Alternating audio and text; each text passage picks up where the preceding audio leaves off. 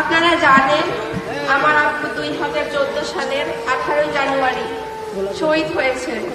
আমার আব্বুকে নির্মমভাবে হত্যা করা হয়েছে। আজ 11 বছর চলছে। দীর্ঘদিন যাবৎ তারেক রহমান আঙ্কেল আমাদের পাশে ছিলেন। তিনি এতটা নির্যাতিত হওয়ার পরেও আমাদের পাশে ছিলেন, আমাদের খোঁজ খবর রেখেছেন, সর্বদাই আমাদের পাশে ছিলেন। তিনি আমাদের অভিভাবকের পালন করেছেন। আমরা চিরকৃতজ্ঞ ওনার প্রতি। আমাদের কৃতজ্ঞতা আর দোয়া ছাড়া কিছুই নাই দেওয়ার মতো। আপনারা তো জানেন 2014 সালে আমার আওয়ামী লীগ সরকারের সন্ত্রাসীরা আমার আব্বুকে নির্মমভাবে হত্যা করছে।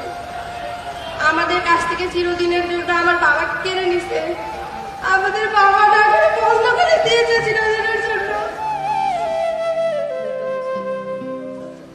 When someone asks me about my father, I can't control my emotions.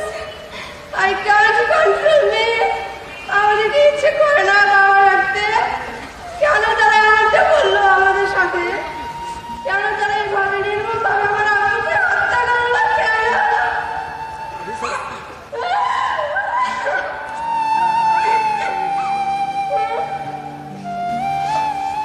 আমি আমার আব্বুর হত্যার বিচার চাই। পুরো দেশবাসীর কাছে আমার একটাই দাবি, আমার আব্বুর হত্যা বিচার করতে হবে।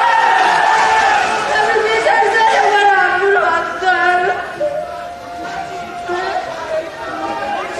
আসাদুজ্জামান নূর, উনি হচ্ছে মাস্টার মাইন্ডার আসাদুজ্জামান নূরের ফাঁসি চাই। আমি ফাঁসি চাই।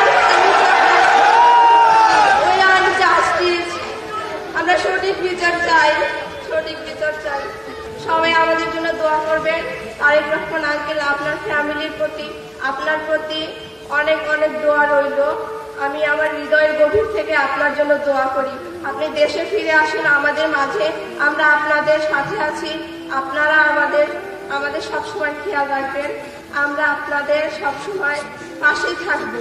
আমরা সবাই মিলে নতুন একটা দেশ গড়ে তুলবো ইনশাআল্লাহ।